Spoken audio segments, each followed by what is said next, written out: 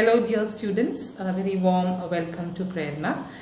This class we are in fact going to deal with the impacts of geographical discoveries. Having dealt in detail regarding the geographical discoveries, it is more important to know about the impacts. This you can get as an essay question in the university exam. What were the major impacts of the geographical discoveries? So we're going to analyze that. I'll be giving it in points. Okay, so let us discuss the various impacts and let us discuss how it in particular affected Europe. കാരണം യൂറോപ്പിൽ നിന്നാണല്ലോ ഈ sailors and travelers ഒക്കെ മറ്റ് പല ഭാഗങ്ങളിൽ പോയിട്ട് they founded new places. So definitely it affected the culture, the politics and the economics of Europe. So let us study about that. So as the first point I have given here, it witnessed the emergence of a global economy. So what is the meaning of a global economy? Until then, Europe, the countries there, followed a policy of isolation. Isolation they were self-contained countries. They had a very light trade contacts with the rest of the world. They did not travel much outside Europe. So you could see how that isolation was broken, and ultimately there was the emergence of a global മൊത്തം world economy ആയി മാറുന്ന ഒരു അവസ്ഥയാണ് കാണുന്നത്. You have to understand that geographical discoveries resulted in the growth of trade to a great extent. So trade flourished in all these countries. Trade flourished. So what do you think led to the development of trade? We have to know that we've discussed this point earlier in one of my last classes. The kind of development in trade, the kind of interchange or exchange of commodities which happen can be described as a Columbian exchange or Columbian interchange, which is named after Christopher Columbus, who discovered the New World. So what is this Columbian interchange or Columbian exchange? In the name, you can see the transfer, exchange of a lot of commodities. We discussed in the other classes how tobacco, how potato reached Europe from Latin America. In the same way, you can see plants, animals, culture, human population, technology, diseases, ideas, all got exchanged or interchanged, and this is what you mean by Columbian exchange. This was a major impact of the geographical discoveries. Okay, Columbian ഒരുപാട് goods അങ്ങോട്ടും ഇങ്ങോട്ടും exchange ചെയ്യപ്പെടും. അതിന് ഒരു പേര് കൊടുക്കുവാണ്. ആ പേരിൻ്റെ അത് കൊളംബസ് എന്ന് പറയുന്ന നാവികന്റെ പേരാണ് അറിയപ്പെടുന്നത്. അതിന്റെ പേരാണ് കൊളംബിയൻ എക്സ്ചേഞ്ച് അല്ലെങ്കിൽ interchange. This mainly happen in the 15th and 16th centuries. Okay, പിന്നെ നമുക്ക് ഓർക്കേണ്ട വേറൊരു കാര്യം എന്ന് വെച്ചാൽ ട്രേഡ് ഫ്ലറിഷ് ചെയ്യണമെങ്കിൽ അതിന് ഒരു ബോഡി വേണം ഓരോ രാജ്യത്തിലും. അപ്പോൾ അങ്ങനെ നമുക്ക് മനസ്സിലാവുന്നത് regulating companies followed by joint stock companies. Joint stock company എന്ന് പറയുമ്പം ജോയിന്റ് എന്നുള്ള പേര് കേട്ടാൽ നിങ്ങൾക്കറിയാം, കുറേ ആൾക്കാർ ഒരുമിച്ച് ഷെയർ ഇൻവെസ്റ്റ് ചെയ്യാണ്, അവർ പൂൾ ഇൻ ക്യാപിറ്റൽ, എന്നിട്ട് അവർ ട്രേഡ് ചെയ്യാണ്. അപ്പോൾ അങ്ങനത്തെ ഒരുപാട് കമ്പനീസ് ഉണ്ടായിരുന്നതാണ്. 1600, you know, the British East India Company. 1602, the Dutch East India Company was formed. Then 1664, French East India Company was formed. അങ്ങനെ ഇത്തരത്തിലുള്ള കമ്പനീസ് ഒക്കെ മൊണാർക്ക് നേരിട്ട് കണ്ടുകൊണ്ട് ഇല്ല, പക്ഷെ they were a group of merchants who came together, who pooled in capital and who conducted trade. They of course gave a share to the monarch, but then they were independent. So ഇങ്ങനത്തെ trading companies ഉണ്ടായി കഴിഞ്ഞാൽ പിന്നെ എന്ത് ചെയ്യണം? അവർക്ക് ഒരുപാട് കാശ് വരും. അവർക്ക് ഇപ്പോൾ ട്രാവലിനൊക്കെ പോവുകയാണെങ്കിൽ, ട്രേഡ് നടത്തണമെങ്കിൽ ദേ നീഡ് മണി, ലോൺസ് വേണ്ടി വരും. അങ്ങനെ ഈ ഒരു കാലഘട്ടത്തിൽ ഒരു പവർഫുൾ ആയിട്ടുള്ള ബാങ്കിങ് സിസ്റ്റം കൂടെ ഉണ്ടാവുന്നുണ്ട്. Very powerful banking facilities were there, who were ready to give huge amounts as loans, who in fact accepted the deposits, and that made the banking system very prosperous. The banking system. Okay. പിന്നെ അടുത്ത point നമുക്ക് പറയുന്നത് the process of colonization attained a remarkable growth in the 16th century. Okay, a remarkable growth can be seen, the growth of colonization. അത് അതിന് ഏറ്റവും height എത്തുന്നത് വളരെ കാലങ്ങൾക്ക് ശേഷമാണ്. തുടങ്ങുന്നത് 16th സെഞ്ചുറിക്കാണ്. ക്ലൈമാക്സ് 19th സെഞ്ചുറിക്കാണെങ്കിലും അത് തുടങ്ങുന്നത് 16th സെഞ്ചുറിയിലേക്കാണ്. ഇനി you can see that by this time ഒരു 16th സെഞ്ചുറി ആകുമ്പോഴേക്ക് തന്നെ almost every part of the world, okay, had become a colony of one or the other European country. ഒരു പക്ഷേ Spain ആവും മദർ കൺട്രി. അപ്പോൾ ഇവിടെ യൂസ് ചെയ്യുന്ന term mother കൺട്രീസാണ്. സ്പെയിൻ, പോർച്ചുഗൽ, ഇംഗ്ലണ്ട്, ഫ്രാൻസ് ഇവരൊക്കെ മദർ കൺട്രീസാണ്. അപ്പം ഇന്ത്യ പോലെയുള്ളതൊക്കെ നമ്മുടെ കോളനീസാണ്. അപ്പം അങ്ങനെ ഒരുപാട് കോളനീസാണ് ഉണ്ടാക്കുന്നത്. അപ്പം പല ഭാഗങ്ങൾ, വേൾഡിൻ്റെ പല ഭാഗങ്ങളിലായിട്ടും ഇത്തരത്തിലുള്ള കോളനീസ് ഉണ്ട്. ഇപ്പോൾ നമുക്കറിയാം ഇംഗ്ലണ്ടിനെ കുറച്ചുകൂടെ കാലങ്ങൾക്ക് ശേഷം ഇംഗ്ലണ്ടാണ് ഏറ്റവും ആധിപത്യം സ്ഥാപിക്കുന്നത്. അവരെ സൂര്യൻ അസ്തമിക്കാത്ത സാമ്രാജ്യം എന്ന് പറയുന്നത് എന്തുകൊണ്ടാണ്? Because across the globe they had colonies. That's why they had that name at the heights of the colonial expansion. Okay. പിന്നെ അടുത്തതെന്ന് പറയുന്നത് ഈ ഒരു തരത്തിലുള്ളൊരു ട്രേഡ്, ഇത്തരത്തിലുള്ള കോളനൈസേഷനാണ് ആദ്യമായിട്ട് യൂറോപ്യൻ കമ്മ്യൂണിറ്റീനെ in fact brought the Western world or the European world to a direct contact with the outside world. ഇപ്പോൾ ഇന്ത്യ അതുപോലെയുള്ള രാജ്യങ്ങൾ, അല്ലെങ്കിൽ ആഫ്രിക്ക, ന്യൂ വേൾഡ് അല്ലെങ്കിൽ America, so direct contact with the other world. അപ്പോൾ ഇത് പോസിബിൾ ആവുന്നത് എന്തുകൊണ്ടാണ്? Just because they had superior firearms, gunpowder ഒക്കെ ഉണ്ട്. പിന്നെ അവർക്ക് technologically they were very powerful. And I am using this word here, hegemony. Hegemony എന്ന് പറഞ്ഞാൽ മേൽക്കോയ്മ എന്നുള്ള അർത്ഥമാണ്. It can be any sort of hegemony. It can be political, economic, cultural, intellectual. ഏത് തരത്തിലുള്ള മേൽക്കോയ്മേനെയും പറയുന്ന വേർഡാണ് hegemony എന്നുള്ളത്. അപ്പം അതാണ്. പിന്നെ ഒരു പോയിന്റ് നമുക്ക് പറയാൻ പറ്റുന്നത്, ഇതൊരു തരത്തിലുള്ള റാറ്റ് റേസ് ഫോർ കോളനീസ്.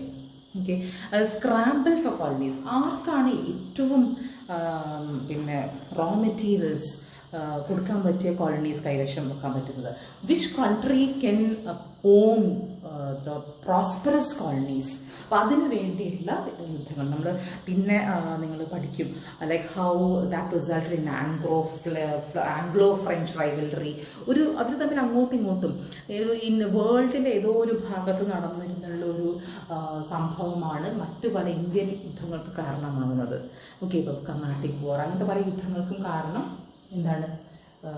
ലോകത്തിലെ മറ്റു പല ഭാഗങ്ങളിലും കോളനിക്ക് വേണ്ടിയിട്ടുള്ള ഒരു അടിപിടി, അതിൻ്റെ ഒരു പിന്നെ എന്താ പറയുക ഇമ്പാക്റ്റ് എന്ന നിലയ്ക്കാണ്. അപ്പം സ്ക്രാമ്പിൾ എന്ന് പറയുമ്പോൾ അടിപിടി, അങ്ങോട്ടുള്ള പ്രശ്നങ്ങളൊക്കെ ഉണ്ടാകുന്നത് കോളനൈസേഷൻ്റെ ഒരു ഭാഗമായിട്ടാണ്. ഓക്കെ, പിന്നെ it resulted in A kind of social and economic exploitation.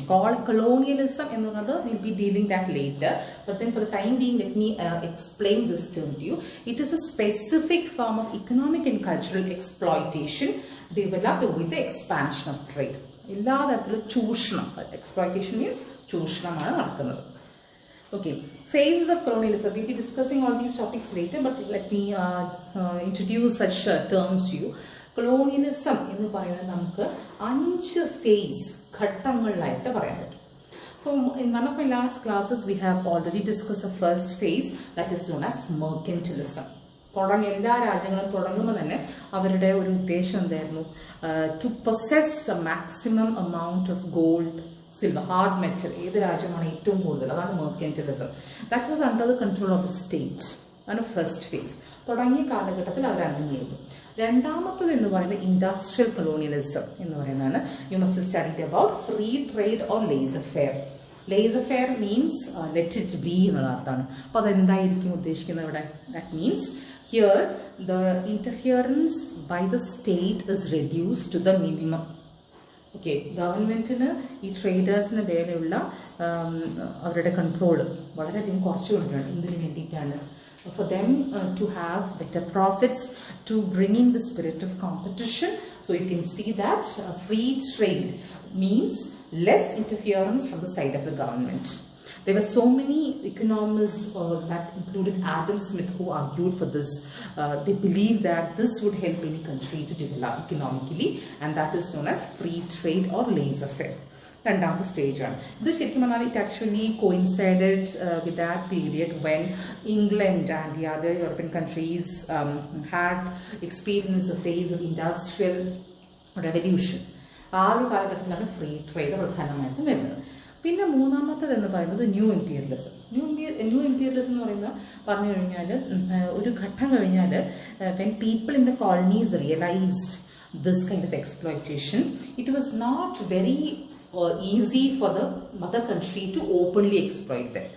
അപ്പോൾ ട്രേഡൊക്കെ വളരെ ഓപ്പൺ ആയിട്ട് എക്സ്പ്ലോയിറ്റേഷൻ ആണ്. അപ്പോൾ എന്ത് ചെയ്യും, through charging heavy interest, banking technologies, അതിലൂടെയുള്ള തരത്തിലുള്ള imperialism, that is financial imperialism is known as new imperialism.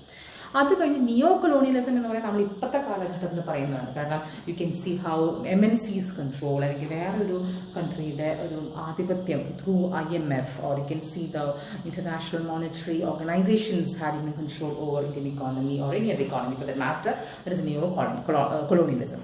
Then globalization refers to a system where the whole world gets connected as a single body, and there are people who say that it helps a country to develop, and people who are against it. So we can see the phases of colonialism happening this way. Okay, അത് ഒരു ഇടയ്ക്ക് ഒരു കാര്യം പറഞ്ഞാൽ ശരിക്കും പറഞ്ഞാൽ അത് കുറേ ഒരു 19th century ഇപ്പോഴും നടന്നുകൊണ്ടിരിക്കുന്നതാണ് നിയോ ഇമ്പീരിയലിസം എന്ന് പറയുന്ന സംഭവമൊക്കെ. അപ്പോൾ അത് ഒരു നിങ്ങൾക്ക് ഫേസ് മനസ്സിലാക്കാൻ വേണ്ടിയിട്ടാണ് ഞാൻ കൊടുത്തിട്ടുള്ളത്. ഓക്കെ, ഇനി നമ്മൾ മനസ്സിലാക്കേണ്ട ഒരു കാര്യം എന്ന് വെച്ചാൽ after establishing what to say huge after bringing huge benefits from trade for their mother country, they started thinking differently. They believe that is a വ്യാപാരം എന്നുകൊണ്ട് മാത്രം പോരാ. They understood, for example, in India they found situation very conducive because they found that the rulers were fighting against one another. There was nothing. India was actually not a single political unity, so they easily could defeat the regional rulers. So they understood the polity of a particular country, and from trade they diverted to politics. So they started conquering territories, acquiring territories, and grabbed power from the hands of the regional rulers. ഇപ്പോൾ നമ്മൾ ഇന്ത്യയിലുള്ള പല Anglo French യുദ്ധങ്ങൾ, Anglo French അല്ല, Anglo Maratha wars ആയാലും Anglo Mysorean wars ഒക്കെ നമ്മളതാണ് കാണുന്നത്. From the regional ruler they took that particular area. ഇപ്പം നമ്മളുടെ battle of Plassey, battle of Buxar ഒക്കെ നമുക്ക് അങ്ങനെയാണ്. സിറാജുദ്ദൗളയുടെ കയ്യിൽ നിന്ന് പോവുകയാണല്ലോ ബംഗാളും സമീപ പ്രദേശങ്ങളൊക്കെ. അങ്ങനെ അവരുടെ ഇമ്പീരിയലിസ്റ്റിക് ambitions could be nurtured well ഈ കാലഘട്ടത്തിൽ. അതും നമുക്കൊരു റിസൾട്ടായിട്ട് കാണാൻ പറ്റും. ഇനി അടുത്ത പോയിന്റ് എന്ന് പറയുന്നത് ജോഗ്രഫിക്കൽ ഡിസ്കവറീസ് കണ്ടുപിടിച്ച സമയത്താണ് ക്രിസ്ത്യൻ മിഷനറി ആക്ടിവിറ്റീസ് വളരെ ശക്തമാവുന്നത്. കാരണം ന്യൂ വേൾഡിലാണെങ്കിൽ you could see how in a ship they traveled. They were the pilgrim fathers who wanted to take Christianity to the newly found regions. അതേപോലെ ഇന്ത്യയിലാണെങ്കിലൊക്കെ അവർ അങ്ങനെ എന്ത് ചെയ്യുന്നു, they in fact pressurized the governments to pass charters that favor missionary activities. അങ്ങനെ ഇന്ത്യയിലൊക്കെ വരികയാണെങ്കിൽ അവരെന്ത് ചെയ്യുന്നു, ഇവിടുത്തെ ആൾക്കാരെ എന്താ ഹിന്ദുസിനെയും മുസ്ലിംസിനെയൊക്കെ കൺവേർട്ട് ചെയ്യാൻ ക്രിസ്ത്യാനിറ്റിയിലേക്ക്. അപ്പോൾ പ്രോസലിറ്റൈസേഷൻ മിഷനറി ആക്ടിവിറ്റീസ് ത്രൈവ്ഡ് വെൽ. അപ്പം ജോഗ്രഫിക്കൽ ഡിസ്കവറീസിൻ്റെ ഒരു പ്രധാനപ്പെട്ട താല്പര്യം തന്നെ ക്രിസ്ത്യാനിറ്റി സ്പ്രെഡ് ചെയ്യാനുള്ളൊരു താല്പര്യമാണ്.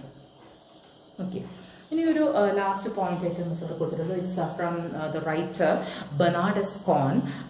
This is something which the baggage which we still carry, the impact which we can still see around now. Suppose we are speaking in English, എന്തുകൊണ്ട് നമ്മൾ English സംസാരിക്കുന്നു? This is what is known as cultural imperialism. Why do we consider a person who speaks good English as a respectable person in our society? Why do you think vernacular languages don't get that prominence even now in India? Why English is a global language? The answer is given here. That is what is known as cultural imperialism. ഈ ഒരു colonisation എന്ന് പറയുന്ന സംഭവം അത് it got sustained, it got maintained just not because of political, economic factors, but also cultural factors. So we could see how they developed a new lifestyle amongst the people in the colonies. European lifestyle got introduced. They in fact erased the vernacular languages, introduced English instead. Okay, പ്രാദേശിക ഭാഷകളൊക്കെ ഇല്ലാതാക്കിയത് English കൊണ്ടുവരാൻ. English became the medium of instruction in schools and courts and everywhere. So we could see that a new kind of thought, a new kind of culture was introduced, and people in India knowingly and unknowingly became part of it. They did not know what to do, and all the exercises from the side of the government could be seen to assert this sort of cultural hegemony. With the class in India, colonialism also included a cultural project. Colonial conquest was not just the result of superior military power, political strength or economic wealth. Colonialism was made possible by the cultural technologies of rule. It could be sustained and strengthened by employing cultural strategies. This strategy of cultural penetration is called cultural imperialism. അപ്പം ഈ ഒരു ഇന്നത്തെ നമ്മളുടെ ഒരു അവസ്ഥയെ വേണമെങ്കിൽ വരെ നമുക്ക് എന്തുമായിട്ട് കണക്ട് ചെയ്യാൻ പറ്റും? Geographical discoveries. അന്ന് വാസ്കോ ഡ ഗാമ വന്നതുകൊണ്ടാണ് നമ്മൾ ഇന്ന് ഇംഗ്ലീഷ് സംസാരിക്കുന്നത് നമുക്ക് വേണമെങ്കിൽ പറയാം. ഓക്കെ, അപ്പം ഇതൊക്കെയാണ് the impacts. So we finish this chapter 2, the impacts of geographical discoveries. Okay, see you tomorrow. Bye bye.